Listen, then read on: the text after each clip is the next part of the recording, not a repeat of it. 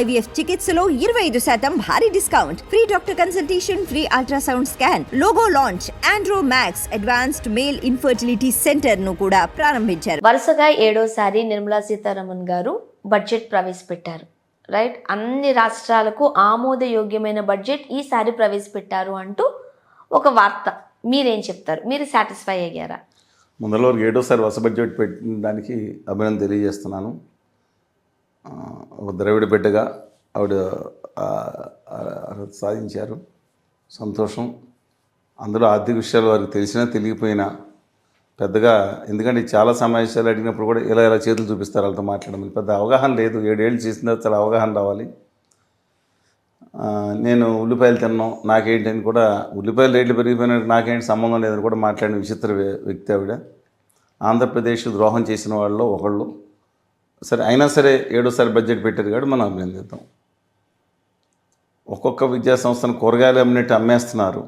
చూశారు ఎంతటి, అలాగే ఆదాని గారి పార్టీ ఏం చెప్తే చేసే పరిస్థితులు. ఆర్థిక శాఖ మంత్రినిగా గవర్నర్ వారు కొంచెమన్నా విజ్ఞత ప్రదర్శించాల్సి ఉండగా అవి ప్రదర్శించకుండా తూకానికి పెట్టినట్టు, సరుకులు పెట్టినప్పుడు అమ్మేస్తున్నందుకు చాలా బాధగా ఉంది. అయినా సరే ఒక మహిళగా 7వసారి బడ్జెట్ పెట్టినందుకు అభినందిద్దాం. ఏం సార్, ముఖ్యంగా ఏపీ రాష్ట్రం అంతా సంబరాలు చేసుకుంటుంటే బ్రహ్మాండమైన నిధులు రాబోతున్నాయి.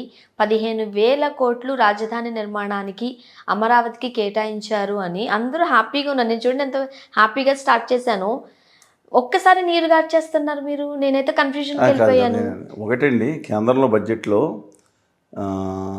ఉమెన్ ఎంపవర్మెంట్కి, స్కిల్కి, విద్య, ఆ విషయాలలో డెవలప్మెంట్కి, ఎంఎస్ఎంఈలకు కానీ వీళ్ళకి దాదాపు 2 లక్షల కోట్ల రూపాయలు 5 అంశాలకి ప్రత్యేకంగా కేటాయించినందుకు అభినందన తెలియజేద్దాం. కాకపోతే ఆ కార్మికుల భద్రత విషయంలో దాని మీద ప్రావిడెంట్ ఫండ్ మిగతా వాటిలో మళ్ళీ సరిచేయాలని అడిగిన దానికి ఆవిడ చర్యలు తీసుకుంది. కొంచెం బాధ. అంతవరకు జాతీయ స్థాయిలో. రాష్ట్ర స్థాయిలో మాత్రం ఇవాళ మీరు విజయవాడలో క్రాకర్స్ కాల్చుకుంటున్నారు, విశాఖపట్నంలో బాంబులు వేస్తున్నారు. అంటే బాంబులు అంటే ప్రజల మీద కాదు, లక్ష్మీ బాంబులు. సీమ టపాకాయలు సీమలో కాల్స్తున్నారు, తాటే టపాకాయలు నెల్లూరులో కాల్స్తున్నారు. అసలు ఆంధ్రోత్సవాలతో మాకు ఇలా చూస్తే గుంటూరు చూడండి, మూల గుంటూరులో వెళ్తే అసలు గుంటూరులో అసలు పట్టరైన ఆంధ్రాలు వస్తుంది. ఎందుకు వస్తుంది నాకు అర్థం కావట్లేదు. ఏం ప్రాబ్లమో నాకు అర్థం కావట్లేదు. వీళ్ళకి 3 లక్షల కోట్ల రూపాయలు ప్రత్యేక హోదా విభజన హామీలు వస్తే అక్కడ కేంద్రం నుంచి 3 లక్షల కోట్ల రూపాయలు దాదాపు 5 సంవత్సరాల్లో రావాల్సి ఉంటే ఇప్పుడు ఏం చేశారు? నాడు 10 సంవత్సరాలు ఆంధ్రప్రదేశ్ చిత్తకొట్టి, అందులో 7 సంవత్సరాలు 6 సంవత్సరాలు ఆవిడే ఉన్నారు. 7 సంవత్సరాలు కూడా చిత్తకొట్టి ఇవాళ దేనికి సంబరాలు చేసుకోవాలండి?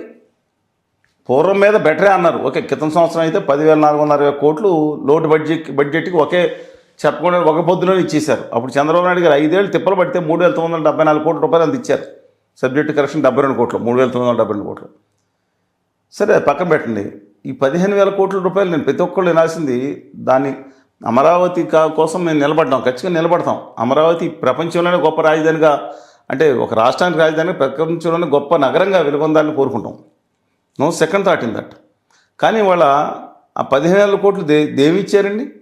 వివిధ సంస్థల ద్వారా. దాంట్లో స్పష్టంగా రాసింది, ప్రతి ఒక్కళ్ళు తెలుసుకోవాల్సింది. దాంట్లో జనం అందరూ ఇప్పుడు ఏదో అనుకుంటున్నారండి.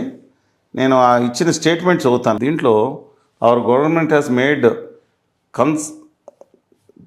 concerted efforts to fulfill the commitments in the Andhra Pradesh Reorganization Act, recognizing the state's need for a capital. We will facilitate the special financial support through the multilateral development agencies. In the current financial year, 15,000 crores will be arranged with additional amounts in future years. ఇది ఆవిడ ఇచ్చిన official statement అండి. దీంట్లో సరే, వారి concern ఉంది. విభజన చట్టం ప్రకారం మొత్తం రాజధానికి కావాల్సిన ఆల్ బేసిక్ ఇన్ఫ్రాస్ట్రక్చర్ ఎంత ఖర్చు అయింది? 1,00,000 కోట్లు ఖర్చుని ఇవ్వాల్సిన అవసరం ఉంది. ఇంతవరకు 1,500 కోట్లు ఇచ్చారు. ఈ 15,000 కోట్లు ఏమన్నారు? గ్రాంట్కి ఇస్తున్నాం అనలేదు. వివిధ ఏజెన్సీల ద్వారా మద్దతు ఇస్తున్నాం. విల్ బి ఏమన్నారండి?